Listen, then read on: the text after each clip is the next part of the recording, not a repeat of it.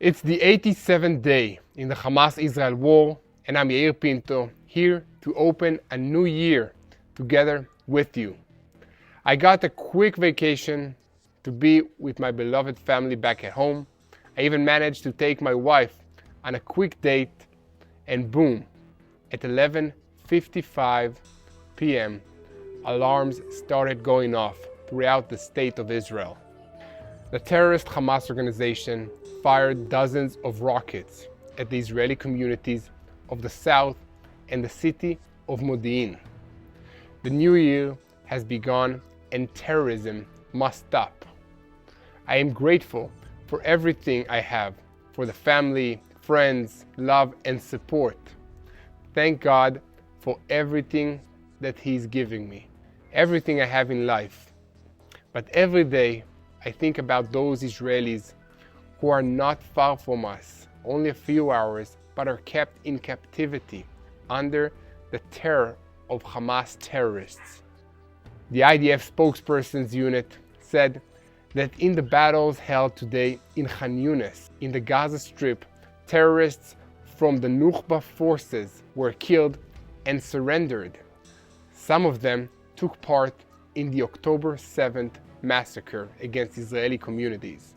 We continue to deal with the tunnels and damage the rocket array in order to continue to reduce the firing of rockets. The goals of the war require prolonged fighting. It's a new year with the same terror of Hamas, while 129 Israelis are still being held captive by Hamas inside the Gaza Strip. Hamas has also decided to start 2024 with launches towards Israel. I say in response, there is no good new year until every one of the hostages are back at home. In the Jabalia neighborhood, during a joint operation together with fighters from the 460 battle team, one brave Israeli fighter, let's call him A, sent his dog, Patrick, to scan the building before the troops entered. During the scan, Patrick located a terrorist who was ambushing the troops at the entrance. During the attack, Patrick located a terrorist who was ambushing the troops at the entrance, neutralized him with a brave attack, and thus prevented an encounter with our troops and saved their lives. I wish my dog could do that. In another activity in the Rimal neighborhood, during a scan by another dog named Toy, a corridor was found that connected the building where the fighters were staying to another building where a terrorist was lurking. Toy neutralized the terrorist with his teeth and thus saved the lives of IDF fighters. The heroes on 4 come from a special unit in the IDF called the Sting Unit, Oketz in Hebrew, and their dogs accompany the fighting forces inside the Gaza Strip. In a large number of cases, the dogs of the unit are sent for an initial scan before the fighting forces raid terrorist infrastructure. They have identified various types of threats and thus prevented damage to our troops. In addition, the dogs map the houses and locate weapons and explosives. The IDF's paratrooper units moved from the north of the Gaza Strip to operate this week inside Khan Yunis.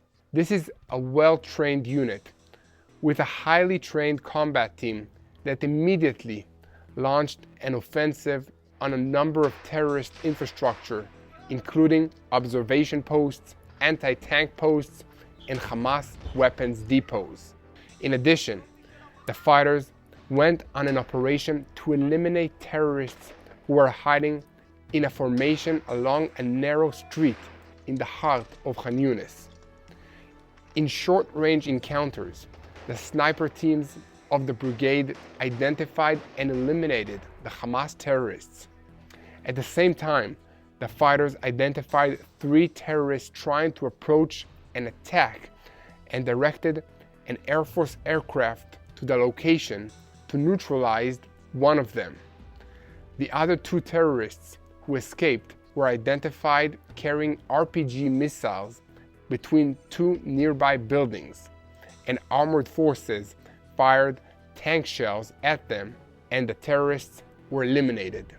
In addition, the fighters eliminated terrorists in short-range encounters, and the brigade sniper teams identified and neutralized terrorists accurately, and the fighters are constantly working to locate tunnel shafts and underground tunnels in the area. In Gaza City, IDF soldiers from the Nachal Brigade, which is an infantry unit, identified a terrorist squad hiding in a mosque, and with the help of the Air Force, they eliminated the squad as they left the mosque towards a tunnel nearby. In response, Hamas terrorists fired anti-tank missiles at the IDF forces from several points, including a hospital in the center of Gaza City. A combat helicopter escorted the fighters and rescued them from the ambush and destroyed the source of the fire. At the same time, a fighter jet attacked a squad of about 10 terrorists in cooperation with fighters from the Nachal, which is an infantry unit, who identified the squad and directed the attack. Later, the fighters identified an anti-tank squad that was operating near them and directed another aircraft that attacked the squad. We can see that the cooperation between the ground forces and the aerial units gives the IDF an edge in this battle against Hamas terrorists. North of there, in Gaza City, IDF combat forces located a number of terrorists of the terror organization Hamas who had barricaded themselves in a building near El-Quds Hospital and were preparing to launch an attack against the IDF forces. The fighters directed an aircraft to attack the terrorists. The attack led to a significant secondary explosion that testifies to the presence of a weapons warehouse of the Hamas terror organization in another civilian environment. Now to Israel's northern front against Hezbollah in Lebanon, which is an Iranian proxy. The IDF attacked a terror squad in the Lebanese territory, and a short while ago, an IDF tank conducted an offensive against a squad inside Lebanon that tried to launch an anti-tank missile towards the Israeli territory near the Israeli community of Shtula. And now to Israel's front in the West Bank against Palestinian terrorists. In the area of Tulkarem, IDF, the Shin Bet, and border police forces arrested 5 wanted persons in the Nur el-Shams Palestinian refugee camp. In Judea and Samaria, the IDF conducted an operation that included uncovering and destroying explosives that Hamas terrorists had planted under and on the sides of the roads and were intended to harm the forces. During the operation, terrorists shot and threw explosives at the IDF troops, who responded by firing and also called on an Air Force aircraft to neutralize the threat. Many weapons were confiscated and dozens of terrorists were neutralized. Yesterday, the skies of a village in Syria were flooded with flyers. The Syrian Ain el-Sham Center for Research reported that Israeli drones scattered leaflets in the northern countryside of Quneitra in Syria, on which appeared messages to those responsible for launching the missiles towards Israel. The message stated, "To the commanders and soldiers of the Syrian army and military security, we consider you to be responsible for the terrorist acts coming out of Syrian lands towards Israel. Continued actions will harm you. You are responsible. We will continue to respond as long as the shooting towards Israel continues." The Lebanese channel El Manar, which is affiliated with Hezbollah, reported that an IDF drone bombed Maroun el-Ras, along with another village. At the same time, the TBN Network, which is also affiliated with Hezbollah, reported that Israeli attacks in the city of Binjbel in southern Lebanon took place. I want to salute two IDF soldiers, heroes, who fell defending the state of Israel during these battles: Major General Liav Saada and Major Eliraz Gabay, sending love and hope to their families.